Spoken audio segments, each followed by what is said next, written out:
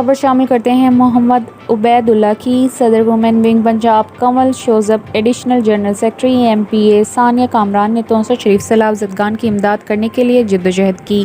آج میں آپ کو ایسی دو شخصیت کے بارے میں بتانے جا رہا ہوں جنہوں نے تحصیل توسہ شریف میں اور اس کے ارد گرد کے علاقوں میں سیلاب زدگان کی مدد کی اور کر رہی ہیں، جن کا نام صدر وومن ونگ پنجاب کنول شوزب اور Sania Kamran general secretary M P A ہیں۔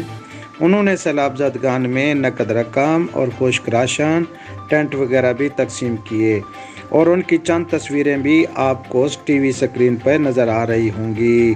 ڈپٹی بیورو چیف محمد عبید اللہ کیسرانی، ENN نیوز۔